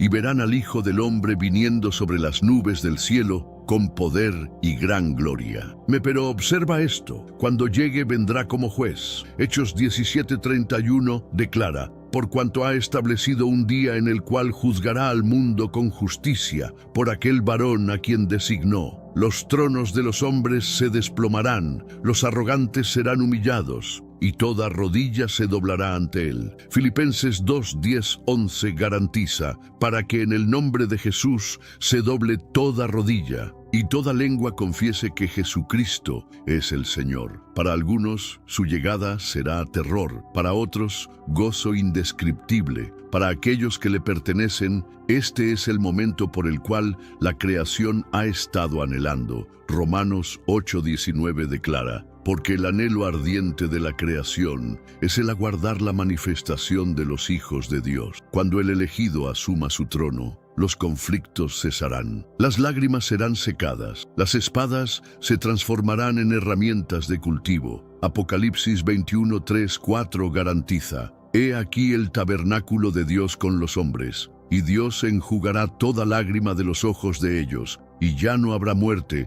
ni habrá más llanto, ni clamor, ni dolor. Este es el reino que Enoc contempló. Este es el reino por el cual todo creyente suspira. Pero hay algo adicional. Enoc también contempló la superficie de la tierra siendo transformada bajo su reinado, una renovación, una metamorfosis. ¿Será posible que incluso ahora el sacudimiento de naciones, el colapso de sistemas antiguos y el anhelo de justicia son indicadores de su reino que se aproxima? Hebreos 12, 26, 27 declara: Aún una vez, y conmoveré no solamente la tierra, sino también el cielo, para que permanezcan las cosas inconmovibles. ¿Qué perdura? Solo lo que está enraizado en Cristo. El elegido se aproxima no como un mito distante, sino como un soberano certero. La interrogante no es si, es cuándo. Y cuando llegue, estarás preparado para recibirlo como tu monarca, o lo enfrentarás como juez. Apocalipsis 22, 12. Alerta: He aquí yo vengo pronto, y mi recompensa conmigo, para dar a cada uno según sea su obra. Enoc lo contempló, Juan lo contempló, y pronto todo ojo lo contemplará. Apocalipsis 1:7 confirma: He aquí que viene con las nubes, y todo ojo le verá.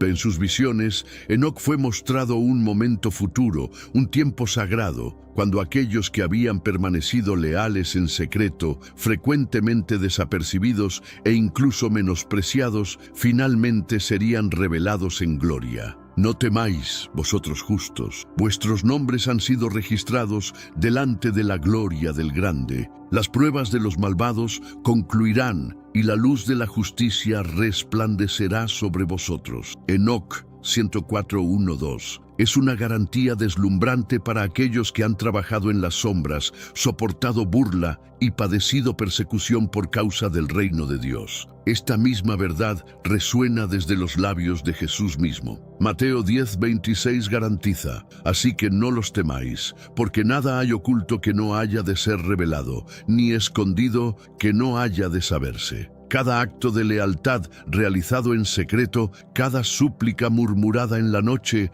cada sacrificio ignorado por el mundo, un día será expuesto a la luz y celebrado delante del cielo y la tierra. A través del planeta hoy existen creyentes habitando en las sombras, en naciones donde portar una Biblia se castiga con muerte. Sin embargo, iglesias clandestinas prosperan, en sociedades donde la fe cobra carreras, familias e incluso vidas. En lugares remotos donde pequeños grupos se congregan silenciosamente, sus cánticos de adoración apenas perceptibles sobre el estruendo de la opresión. Ellos son los ocultos, los hombres, mujeres y niños que el mundo ignora, pero el cielo registra. Malaquías 3:16-17 declara: Entonces los que temían a Jehová hablaron cada uno a su compañero, y Jehová escuchó y oyó, y fue escrito libro de memoria delante de él, y serán para mí especial tesoro, ha dicho Jehová de los ejércitos,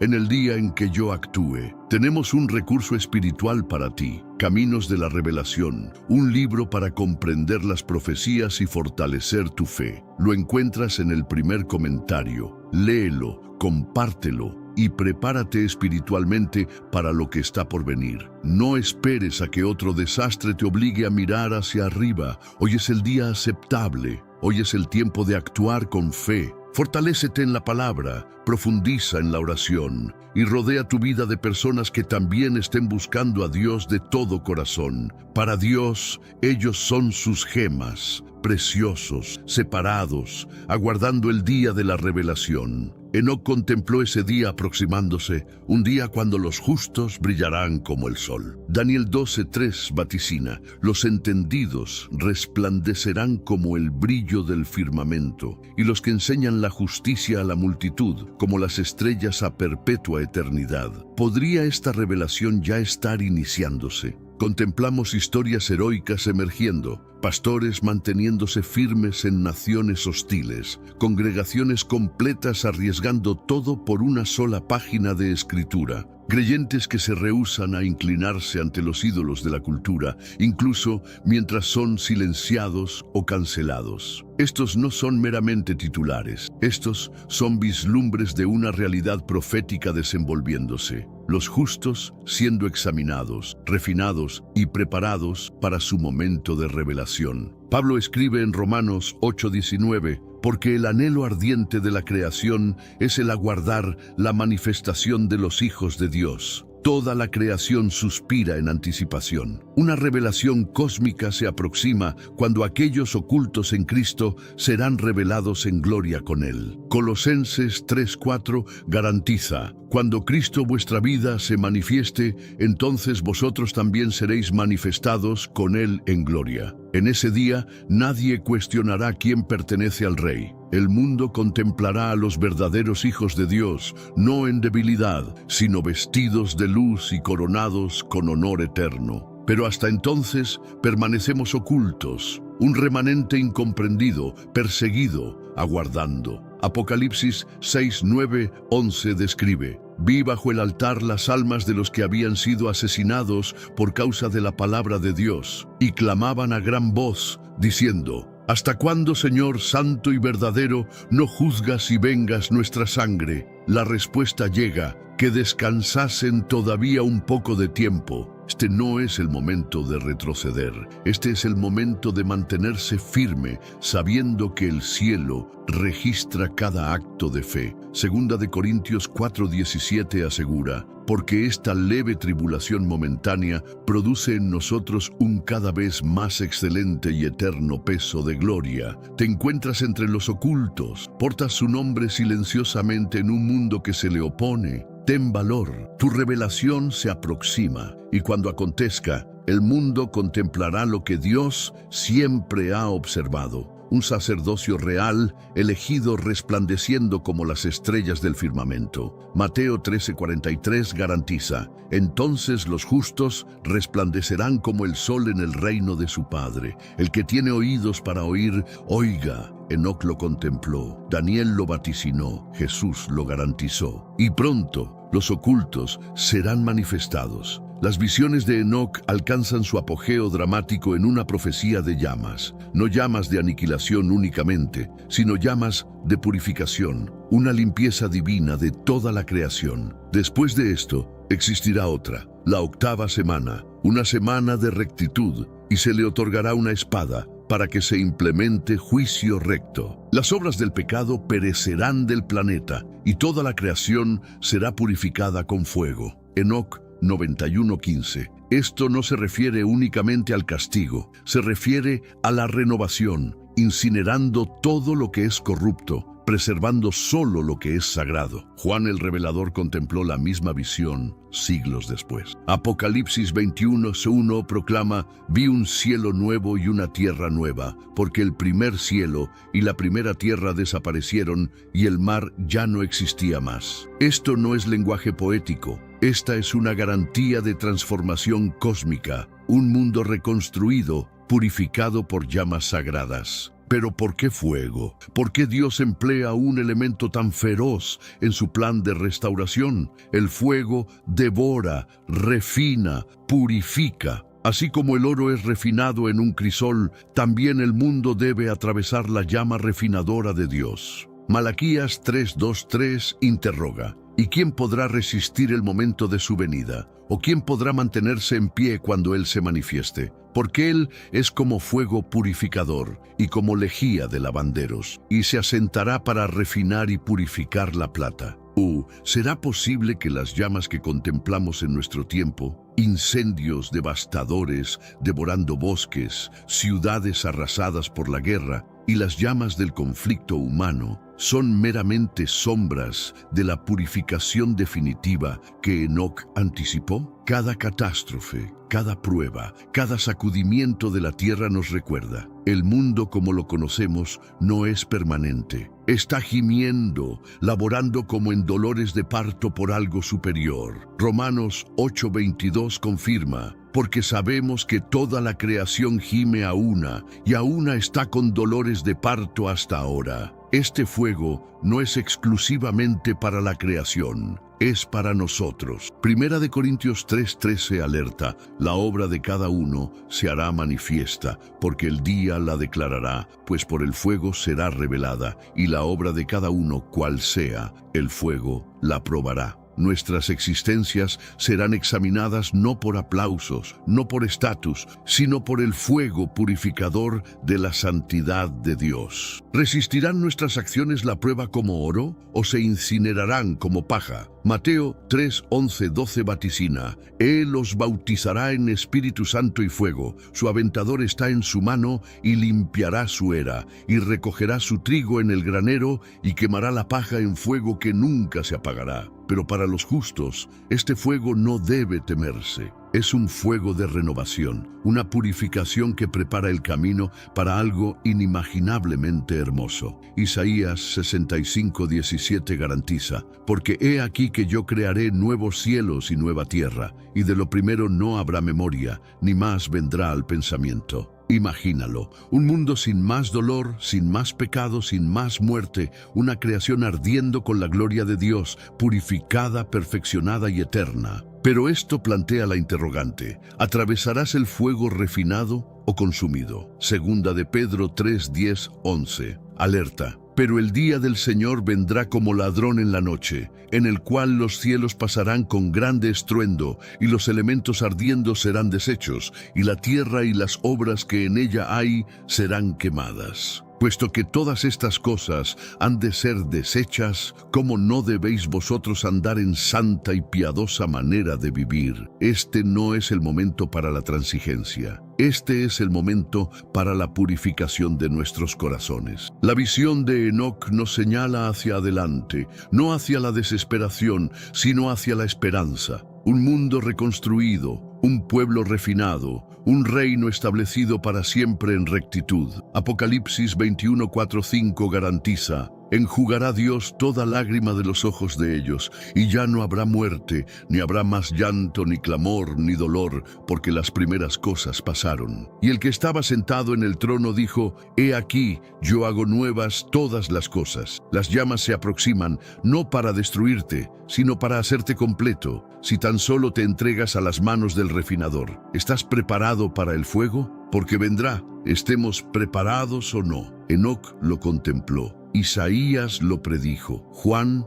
lo confirmó, y pronto todo ojo lo presenciará. El fuego de Dios, no solo consumiendo, sino creando nuevos cielos, nueva tierra y un nuevo capítulo para todos los que le pertenecen. Las 7 revelaciones de Enoc no son meras curiosidades para satisfacer nuestro intelecto, son sirenas de alarma, alertas divinas resonando a través de la historia, pero también son invitaciones, una convocatoria a prepararse para lo que se aproxima. Cada visión que Enoc recibió habla a nuestra generación. El Señor descendiendo con sus santos, la gran apostasía, el resurgimiento de la sabiduría prohibida, el juicio venidero como el diluvio, el ascenso del elegido y su reino, la revelación de los justos ocultos, el fuego de purificación transformando toda la creación. Estos no son mitos. Estos son marcadores, indicadores que señalan al final de la era. Entonces, la interrogante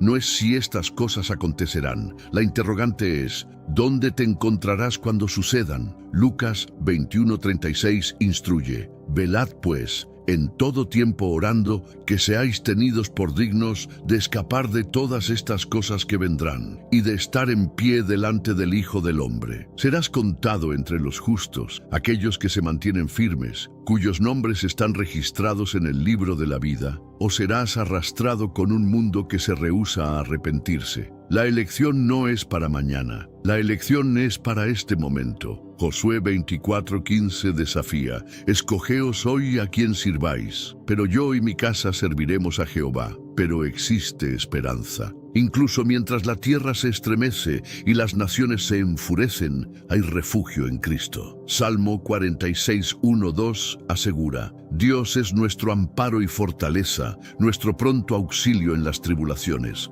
Por tanto, no temeremos, aunque la tierra sea removida y se traspasen los montes al corazón del mar. Esta es tu invitación a arrepentirte, a creer, a preparar tu corazón para el monarca que se aproxima. ¿Qué expresarás el día que lo contemples cara a cara? Apocalipsis 22:12 declara: He aquí yo vengo pronto, y mi recompensa conmigo, para dar a cada uno según sea su obra. Las palabras ancestrales de Enoc resuenan más intensamente hoy que jamás. Las señales están por todas partes. Conflictos y rumores de conflictos, conocimiento incrementándose a velocidad vertiginosa, degeneración moral extendiéndose como fuego incontrolable, persecución intensificándose y la tierra misma gimiendo bajo el peso del pecado. Pero incluso en medio del sacudimiento existe esperanza. Esperanza para aquellos que se aferran a Cristo. Esperanza para aquellos que se rehúsan a transigir, esperanza para aquellos que permanecen leales en un mundo sumergido en tinieblas. Apocalipsis 3:11 exhorta: He aquí, yo vengo pronto, retén lo que tienes, para que ninguno tome tu corona. La corona es para aquellos que perseveran, para aquellos que vencen, para aquellos que viven como si la eternidad dependiera de ello. Porque así es. ¿Alguna vez te has preguntado por qué existe tanto mal en el mundo? ¿Por qué algunas civilizaciones parecen estar marcadas por la oscuridad desde sus mismos orígenes? La respuesta podría encontrarse en una historia que muy pocos conocen completamente. Imagínate por un momento una sociedad donde asesinar niños era considerado acto religioso, donde la perversión sexual formaba parte del culto sagrado, donde los demonios eran venerados como divinidades y donde la maldad no solo era tolerada, sino celebrada públicamente en las plazas. Esto no es ficción. Esto no es el guión de una película de terror. Esta es la historia absolutamente real de los cananeos, un pueblo que estuvo tan cerca de destruir completamente al pueblo de Dios que su influencia maligna todavía resuena en nuestros días. Hoy vas a descubrir quiénes fueron realmente los cananeos. No solamente sus nombres o fechas históricas, sino la verdad espiritual que se oculta detrás de su origen maldito, sus prácticas innombrables y la razón exacta por la cual Dios ordenó su destrucción total y absoluta. Pero te advierto, lo que estás a punto de escuchar desafiará todo lo que creías saber sobre la justicia divina, la guerra espiritual y el poder devastador que tienen las decisiones colectivas para marcar el destino de naciones enteras.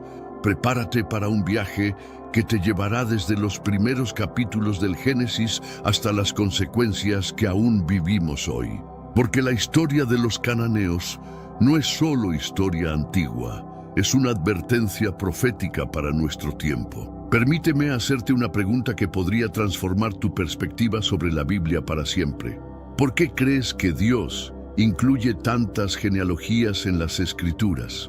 ¿Son acaso listas aburridas de nombres antiguos? ¿O existe algo mucho más profundo? La verdad es que cada nombre, cada linaje, cada descendencia registrada en la palabra de Dios funciona como un hilo en un tapiz espiritual gigantesco. Y cuando llegamos a Génesis 10:6, nos encontramos con un hilo que está destinado a convertirse en una mancha oscura en toda la tela de la historia humana.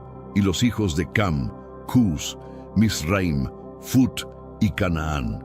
A primera vista, Canaán parece ser simplemente otro descendiente más en la extensa lista de los supervivientes del diluvio.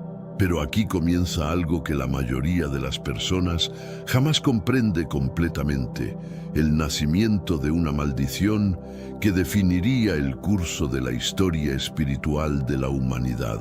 Ahora viene la parte que ha confundido a teólogos durante siglos enteros. En Génesis 9:22-25 leemos algo que parece completamente injusto ante los ojos humanos. Cam comete una ofensa contra su padre Noé, pero es Canaán, su hijo inocente, quien recibe la terrible maldición.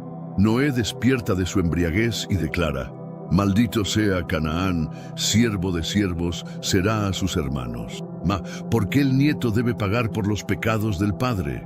¿Es esto realmente justo según nuestros estándares morales? Aquí es donde necesitamos comprender algo fundamental sobre cómo opera la justicia divina perfecta. Dios no castiga arbitrariamente o por capricho. Él ve el fin desde el principio, conoce los corazones más profundos, comprende las tendencias ocultas y puede discernir qué semillas espirituales ya están germinando en el alma de una persona o de todo un linaje. La maldición sobre Canaán no fue solamente un castigo por el pasado, fue una declaración profética sobre el futuro inevitable. Era como si Dios estuviera proclamando: este linaje ha elegido conscientemente un camino de rebelión espiritual que los conducirá hacia la oscuridad más absoluta. Pero antes, comparte este video con alguien a quien aprecias. Nuestra misión más grande en la tierra es difundir la palabra del Señor. ¿Sabías que muchas personas carecen de conocimientos por falta de contenido adecuado? Envíalo a ese grupo de WhatsApp o públicalo en Facebook. Estoy seguro de que no te arrepentirás. Y si te gustan videos como este, comenta abajo: quiero más. Así sabré si realmente lo disfrutas y definitivamente traeré contenido nuevo similar. Piensa en esto por un momento. ¿Alguna vez has observado cómo ciertos patrones destructivos se repiten generación tras generación en las familias? No solo características físicas, sino tendencias de comportamiento, actitudes hacia Dios, formas particulares de ver la vida. En el caso específico de Canaán, estamos presenciando el nacimiento de lo que podríamos llamar un ADN espiritual corrupto. Sus descendientes no solo heredarían territorio y cultura material, heredarían una inclinación maldita hacia la idolatría más perversa, la depravación sexual institucionalizada, la violencia ritual sistemática y la adoración demoníaca explícita.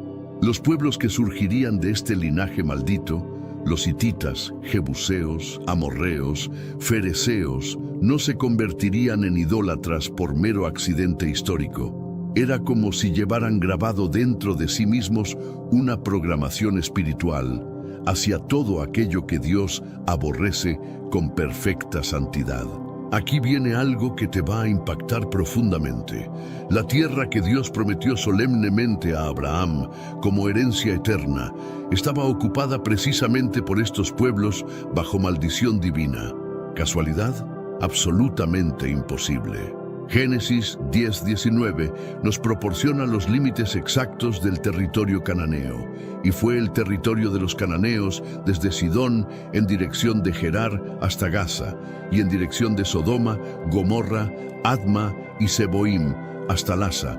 En este mundo actual vemos cada vez más personas yendo en contra de los principios tradicionales y parece que lo inmoral está cada vez más presente. Es común sentirse desorientado y sin rumbo. Sin embargo, aún existe un camino para recuperar la verdadera esencia y restablecer los principios éticos en nuestra rutina diaria. Si te sientes perdido en medio de la confusión y deseas más claridad, tenemos algo especial para ti, un recurso creado especialmente para ayudarte a comprender el significado de estos desafíos actuales y enfrentarlos con sabiduría y valentía. Este es el verdadero valor de Caminos de la Revelación, descifrando la Biblia por completo, un camino hacia la claridad y la serenidad a través de sus enseñanzas. Lo mejor de todo es que está disponible ahora, como un regalo, en el primer comentario fijado. No pierdas esta oportunidad de transformar tu vida y descubrir el propósito genuino de estos desafíos.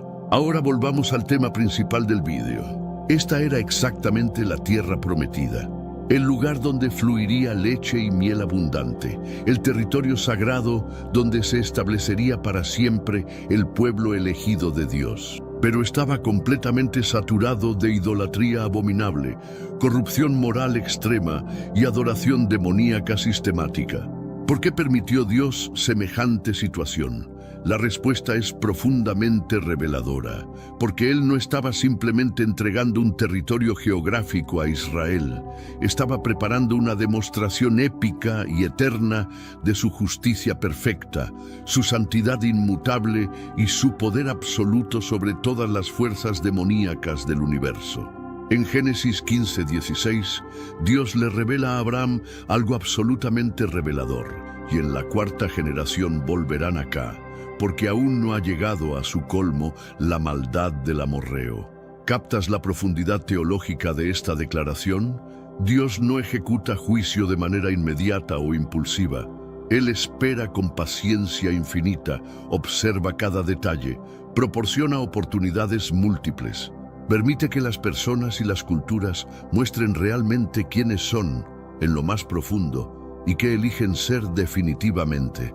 Los cananeos tuvieron siglos completos para arrepentirse genuinamente, siglos para cambiar de rumbo radical, siglos para abandonar voluntariamente sus abominaciones execrables. Pero en lugar de mejorar moralmente, empeoraron exponencialmente.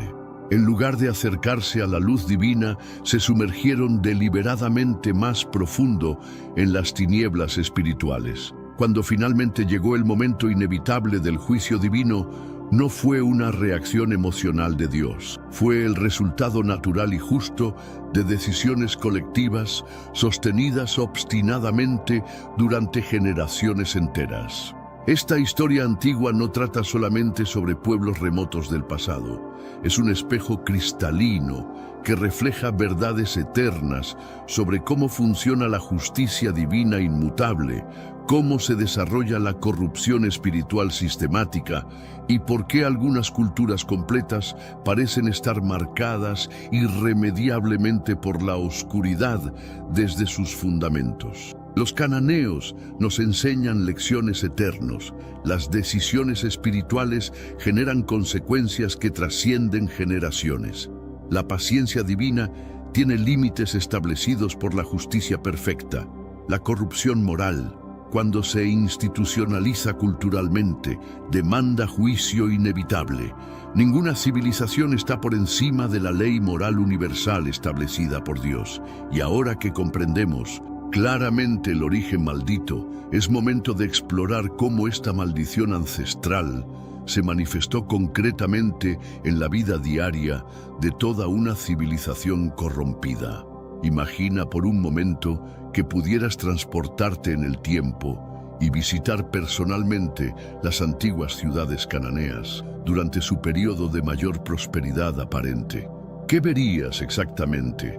¿Qué escucharías resonando en sus calles? ¿Qué sentirías flotando en el ambiente espiritual de aquellos lugares malditos? Lo que encontrarías sería una civilización externamente próspera, ciudades fuertemente amuralladas, sistemas agrícolas altamente desarrollados, rutas comerciales perfectamente establecidas, manifestaciones artísticas sofisticadas. Pero debajo de esta fachada impresionante de progreso material se ocultaba una podredumbre espiritual tan profunda y penetrante que contaminaría absolutamente todo lo que tocara. Los cananeos no se conformaron con ocupar un pequeño territorio aislado. Se expandieron estratégicamente por toda la región prometida, desde las costas del mar Mediterráneo hasta las riberas del río Jordán, desde las arenas del desierto del Negev hasta las montañas del norte de Fenicia. Cada ciudad que construían, cada altar que levantaban, cada ritual abominable que practicaban funcionaba como una estaca demoníaca clavada directamente en el corazón de la Tierra Santa. Aquí debemos entender algo absolutamente crucial. La cultura cananea no era espiritualmente neutral en ningún sentido. No era simplemente diferente de la cultura que Dios deseaba establecer para Israel. Era diametralmente opuesta, punto por punto sistemático, a todo lo que representaba la santidad divina inmutable. Donde Dios establecía el matrimonio como institución sagrada e inviolable, ellos promovían activamente la promiscuidad ritual desenfrenada. Donde Dios protegía celosamente la vida de los niños inocentes, ellos los sacrificaban brutalmente en altares demoníacos. Donde Dios demandaba justicia imparcial para todos, ellos practicaban la opresión sistemática de los vulnerables. Donde Dios requería adoración pura y exclusiva, ellos mezclaban deliberadamente lo sagrado con lo profano, hasta que ya no existía diferencia alguna. Pero lo más peligroso de todo era que su cultura poseía un poder seductor casi irresistible. No era fea o repulsiva en la superficie visible. Al contrario, estaba repleta de música cautivadora, festivales coloridos, sensualidad atractiva, promesas tentadoras de prosperidad inmediata sin esfuerzo. Era exactamente como un veneno mortal, endulzado artificialmente, que se traga fácilmente pero mata lenta e inevitablemente. Jericó, Hebrón, Sidón, Gaza. Estos nombres resuenan poderosamente a través de toda la historia bíblica, pero muy pocas personas comprenden completamente lo que representaban en términos espirituales concretos. Cada una de estas ciudades era mucho más que un simple centro urbano comercial. Funcionaba como un centro neurálgico de poder demoníaco concentrado.